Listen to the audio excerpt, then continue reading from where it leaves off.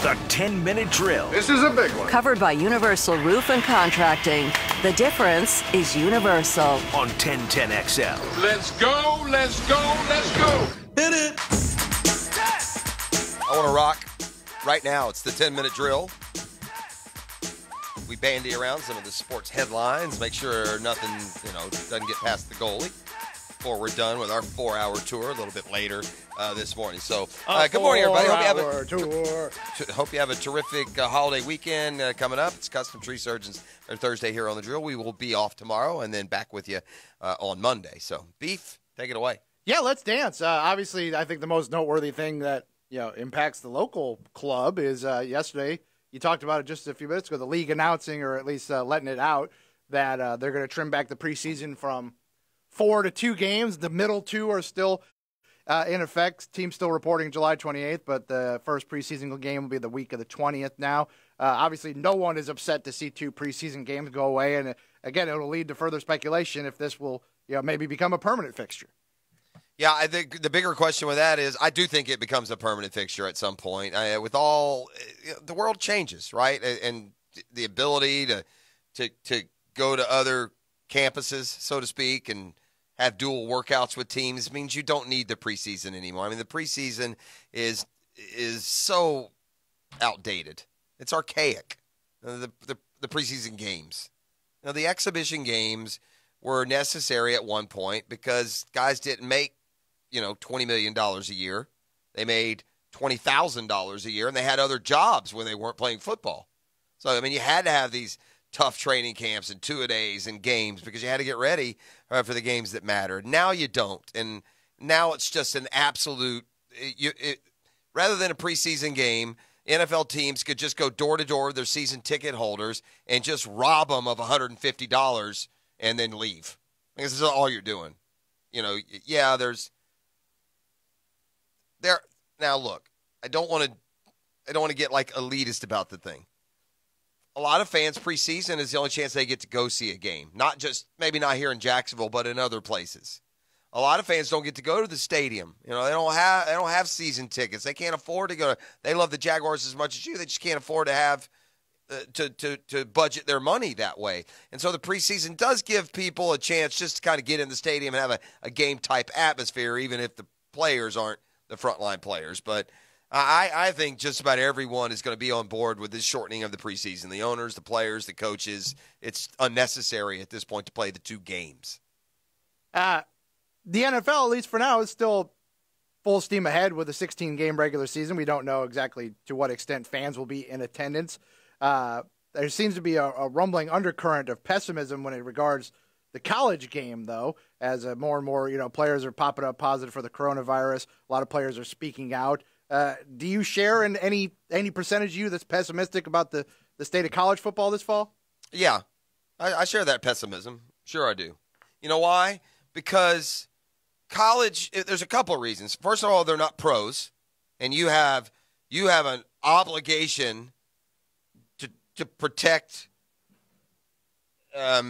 college athletes a lot more than an obligation as an organization to protect a professional athlete. So that's number one. And the second thing is these are young kids. They're not as disciplined. They're not as afraid. There are a lot of reasons. I saw the story. It's not sports related, but did you see the story? You might even have it in trending of these idiots at the University of Alabama. They're having corona parties trying to catch the illness. So that's wild. That's kind of a mentality, of 18, 19, 20-year-old kids that you're not getting in pro locker rooms and in pro organizations. So, I'm worried about college only because I'm worried about it spreading a lot more, a lot easier. College kids don't have the luxury of isolating in their mansions, with their toys after they go to practice or to their game every day. So, I just don't know how you can, if it rips through a locker room, it's just so the competitive balance completely off. But I hope I'm wrong. I hope that they, I don't think it's the intent of Clemson for all their players to test positive and get over it. I wouldn't be disappointed if every Florida Gator tested positive and then was over it by September 1st. That's not a sound strategy, or everyone would be doing it. But, yeah, it's just how do you stop the absolute outbreak when it hits? That's what concerns me about football more than any other sport. And we talked about that before, and that is doubled when it's applied to college students because, again, the obligation to protect a college athlete is much greater than the personal responsibility that a professional athlete can take. I mean, yesterday, The Athletic reported that the NFL is considering having fans sign like a coronavirus liability waiver to attend games. I mean, we talked a million times about how, for better or worse, it's a better TV product anyways. Well, if people do want to go, look, that's our opinion. I'm sure there are a lot of people that would – look, I will admit this about what we do. What I've been fortunate to do now for over 30 years in covering these sports is I've been to a million live sports events. Right?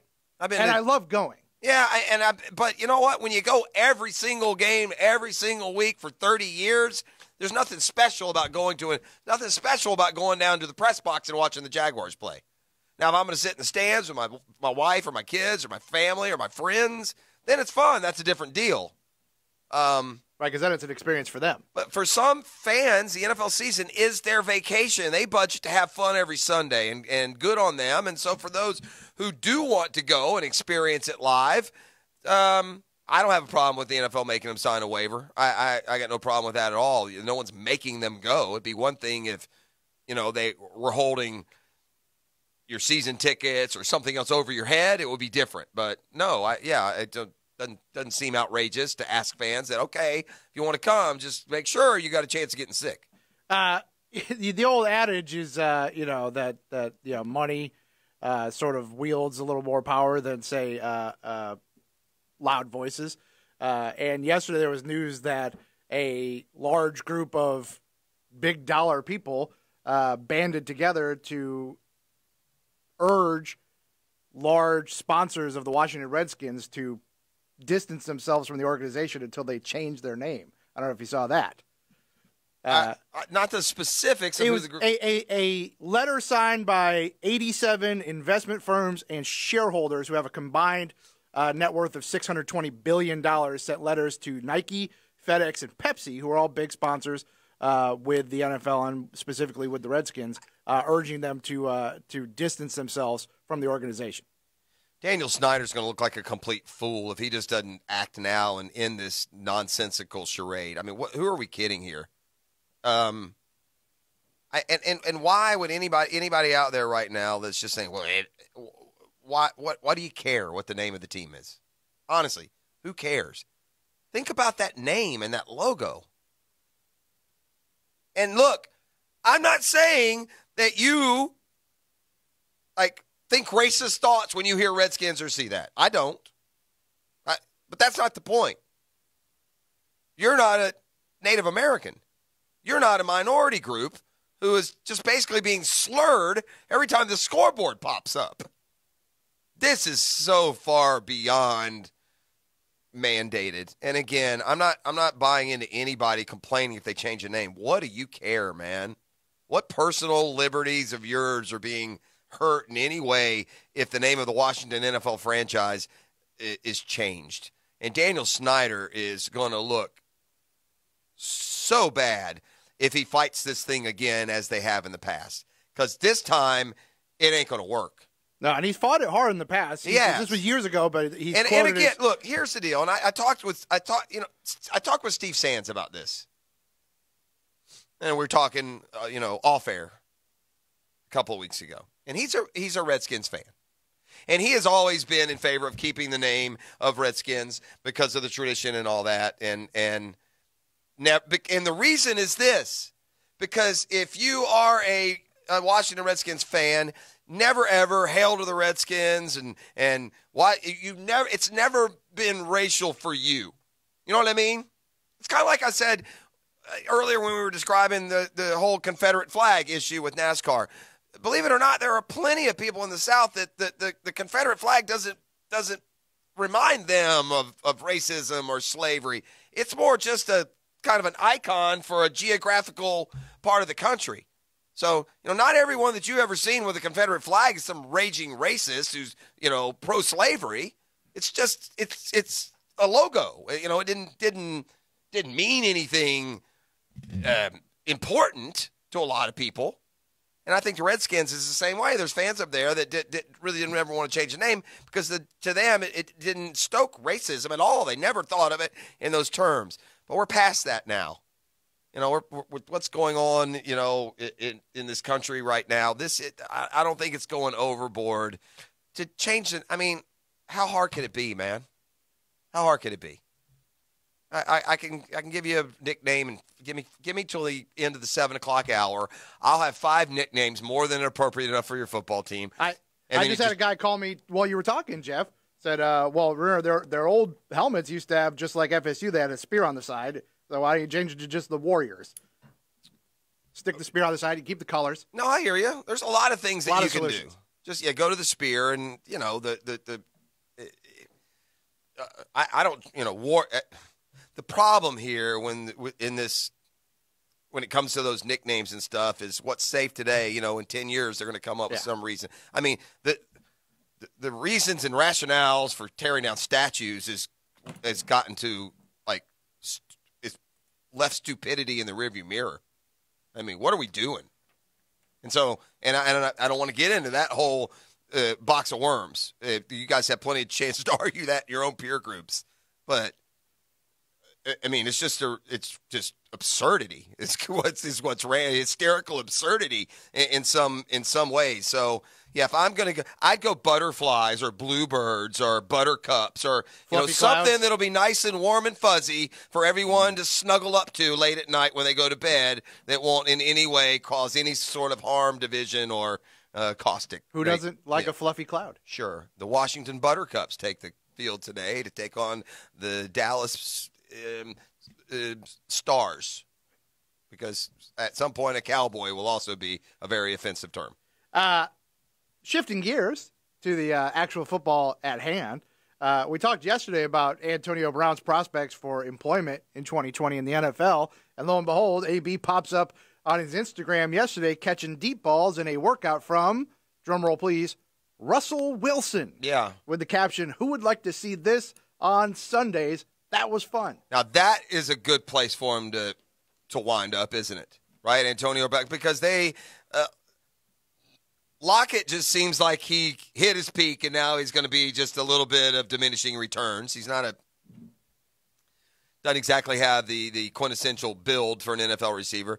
DK Metcalf is going to be terrific. And so I think if you had Lockett and Antonio Brown around DK Metcalf, that would be – That's a nice group. Yeah, that'd be a nice group for the Seahawks. Group. I'm just curious as to what, if any, potential punishment awaits Antonio Brown when he wants to return to the league for no matter who signs him.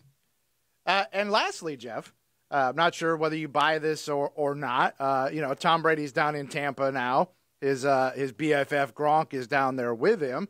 And Tom House is kind of his passing guru guy. Former Atlanta Brave, great, who trivia answer for Tom House is he caught Hank Aaron's home run ball in the Braves bullpen. There it is. Said he got a text from Brady after the Bucks brought Rob Gronkowski to Tampa, simply saying, quote, "Football is fun again." A lot of people are saying that implies that he was miserable last year in New England. Maybe we're reading a little too much into that. I don't think we are. No, I don't think we are. And now the question is, if you had a balance, I promise you this, as fun as football thinks it is, if Tom Brady had played his last 20 years in Tampa and won no Super Bowls, he wouldn't think football was fun. He's got a huge benefit here. It was tough. You may not have enjoyed it at the time, but you're going to sure enjoy being considered the best quarterback of all time and, toting around those 6 Super Bowl rings for all those years. But, yeah, I'm sure it's fun. I'm sure it's a lot more fun. Sunshine State victory lap with your buddy. Sure. Yeah, I bet it's fun. And yeah, I bet it's not, easy to be a part of the Patriot way up there.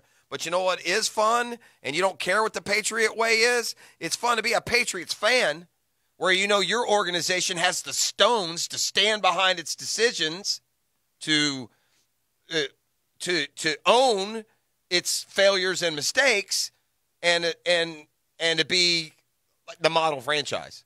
And that non-fun part of it is probably why they were able to do that. So let's don't forget that part as well. I mentioned what's a lot of fun? Parades. Those are a lot of fun.